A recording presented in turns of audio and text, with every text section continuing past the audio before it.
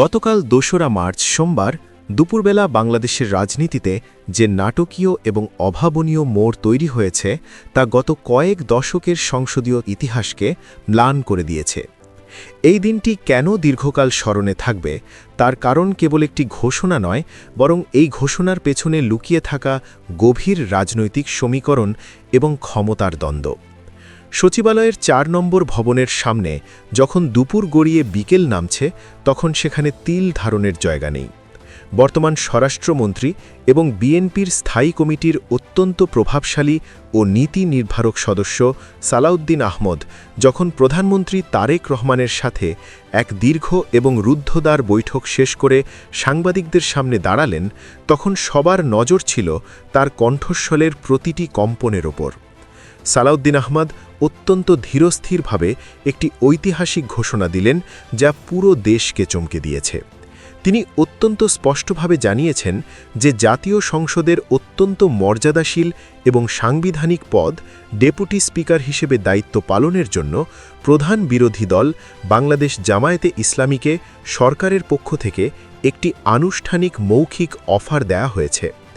এই ঘোষণাটি আসার পরপরই রাজনৈতিক মহলে যে তোলপাড় শুরু হয়েছে তা সামাল দেওয়া কঠিন হয়ে পড়েছে। স্বরাষ্ট্রমন্ত্রী তার বক্তব্যে বারবার একটি বিশেষ প্রসঙ্গের অবতারণা করেছেন, আর তা হল জুলাই জাতীয় সনদ। ড ইউনূসের অন্তর্বর্তীকালীন সময়ে যে রাজনৈতিক সমঝোতার দলিল স্বাক্ষরিত হয়েছিল, সেই জুলাই স্পিরিট বা জুলাই বিপ্লবের চেতনার প্রতি শ্রদ্ধা দেখিয়েই তারেক রহমানের নেতৃত্বাধীন বিএনপি সরকার এই সিদ্ধান্ত নিয়েছে বলে দাবি করা হচ্ছে। এই সিদ্ধান্তের মধ্য দিয়ে বিএনপি একটি বার্তা দিতে চেয়েছে যে তারা আর আগের মতো একলা চলো নীতিতে বিশ্বাসী নয়, বরং জাতীয় ঐক্যের প্রশ্নে তারা নমনীয়। তবে রাজনৈতিক বিশ্লেষকদের মতে বিএনপির এই মহানুভবতার পেছনে রয়েছে এক চরম রাজনৈতিক বাস্তবতা। গত কয়েক মাসে দেশে যে তীব্র অর্থনৈতিক সংকট, ব্যাংক লুটের অভিযোগ এবং পূর্ববর্তী সরকারের দোসরদের পুনর্বাসনের ঘটনা ঘটেছে, তাতে সরকার এক ধরনের অস্তিত্ব সংকটে ভুগছে। তারেক রহমান হয়তো এটি খুব গভীরভাবে উপলব্ধি করেছেন যে সংসদে প্রধান বিরোধী দল হিসেবে জামায়াতকে যদি তারা পূর্ণ মর্যাদা না দেয় বা তাদের সাথে শত্রুতা বজায় রাখে, তবে এই সরকার টেকানো অত্যন্ত কঠিন হবে। বিশেষ করে জুলাই বিপ্লব পরবর্তী বাংলাদেশে ছাত্র ও সাধারণ মানুষের মধ্যে যে আকাঙ্ক্ষা তৈরি হয়েছে, সেখানে জামায়াতকে পাশ কাটিয়ে যাওয়া আর সম্ভব হচ্ছে না। তাই জামায়াতকে ডেপুটি স্পিকারের মতো একটি গুরুত্বপূর্ণ পদ অফার করে তারেক রহমান মূলত একটি স্মুথ এবং স্থিতিশীল সরকার পরিচালনার গ্যারান্টি চাইছেন। এটি বিএনপির একটি খুব চতুর এবং সময়োপযোগী রাজনৈতিক চাল হিসেবে দেখা হচ্ছে। এই ঘোষণার পর এখন সাধারণ মানুষের মনে যে প্রশ্নটি সবচেয়ে বেশি ঘুরপাক খাচ্ছে, তা হল এই ঐতিহাসিক পদের জন্য জামায়াতের হাইকমান্ড আসলে কার নাম প্রস্তাব করবে। রাজনৈতিক অন্দরের খবর অনুযায়ী জামায়াতের নীতি নির্ধারকদের টেবিলে এই মুহূর্তে ৩টি নাম সবচেয়ে বেশি আলোচিত হচ্ছে, এবং এই ৩ জনই তাদের নিজ নিজ যোগ্যতায় এবং জনপ্রিয়তায় অনন্য। প্রথমেই যে নামটি অত্যন্ত সম্মানের সাথে উচ্চারিত হচ্ছেন, তিনি হলেন সাতক্ষীরা ৪ আসনের সংসদ সদস্য এবং প্রবীণ মুক্তিযোদ্ধা গাজী নজরুল ইসলাম। তিনি কেবল একজন রাজনীতিবিদ নন, বরং ৭১-এর রণাঙ্গনের এক অকুতভয় সৈনিক। ১৯৯১ সালের ৫ম এবং ২০০১ সালের ৮ম জাতীয় সংসদ নির্বাচনে তিনি তৎকালীন সাতক্ষীরা ৫ আসন থেকে ২ বার এমপি নির্বাচিত হয়েছিলেন। এরপর দীর্ঘ লড়াই এবং প্রতিকূলতা পেরিয়ে ২০২৬ সালের ত্রয়োদশ জাতীয় সংসদ নির্বাচনে তিনি তৃতীয়বারের মতো বিশাল ব্যবধানে জয়ী হন। একজন বীর মুক্তিযোদ্ধাকে যদি জাতীয় সংসদের ডেপুটি স্পিকারের আসনে বসানো হয়, তবে তা কেবল জামায়াতের জন্য নয়, বরং পুরো জাতির জন্য একটি ইতিবাচক বার্তা বয়ে আনবে। এটি প্রমাণ করবে যে জামায়াত মুক্তিযোদ্ধাদের সর্বোচ্চ সম্মান দেয় এবং দেশপ্রেমের প্রশ্নে তারা আপোষহীন। দ্বিতীয় যে শক্তিশালী নামটি বিবেচনায় আছে, তিনি হলেন চট্টগ্রাম মহানগরীর সাবেক আমির এবং কেন্দ্রীয় কর্মপরিষদ সদস্য শাহজাহান চৌধুরী।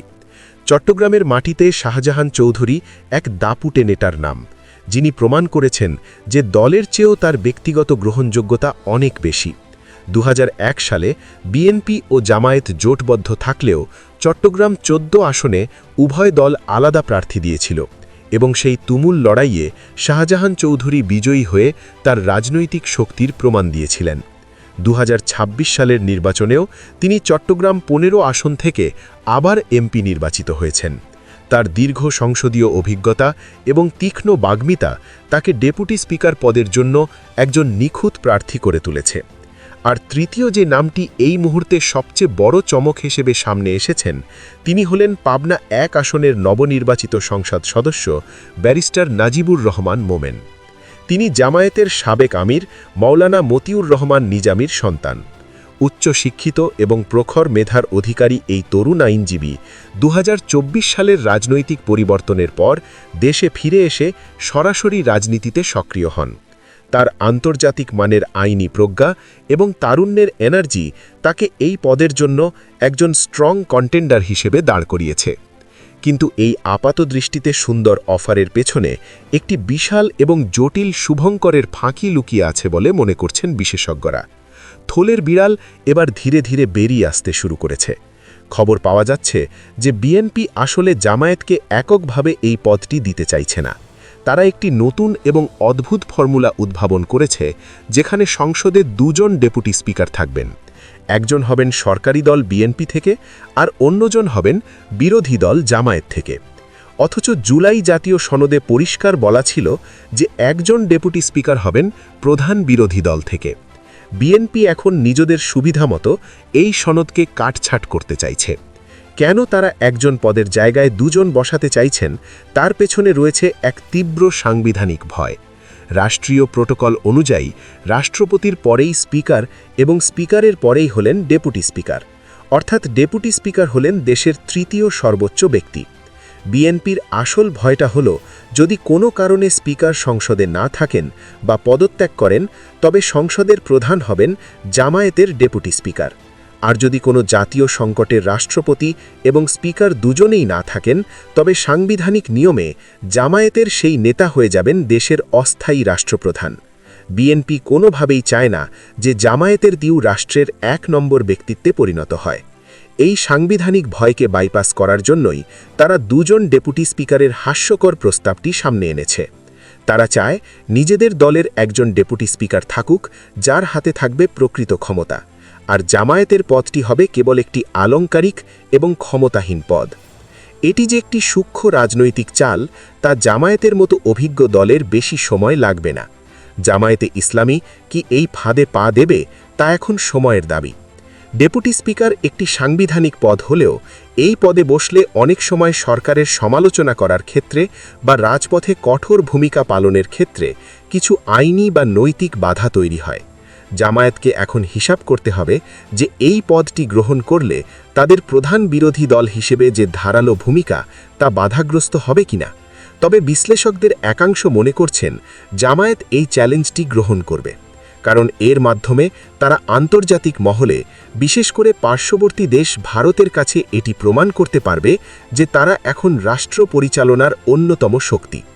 ভারত বা বৈশ্বিক পশ্চিমা বিশ্ব যতই অপছন্দ করুক না কেন, জামায়াত এখন জনগণের বিপুল ভোটে নির্বাচিত প্রধান বিরোধী দল, এবং ব্যারিস্টার নাজিবুরের মতো একজন উচ্চশিক্ষিত তরুণ যদি এই পদে বসেন, তবে বিদেশের মাটিতে দলের ভাবমূর্তি অনেক বেশি উজ্জ্বল হবে।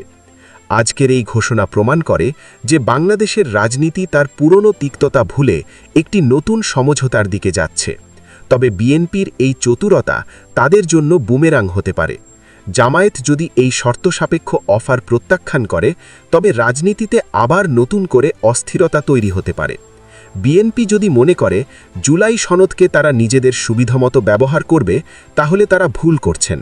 দেশের মানুষ এখন অনেক বেশি সচেতন এবং তারা প্রতিটি রাজনৈতিক চালের ওপর নজর রাখছেন।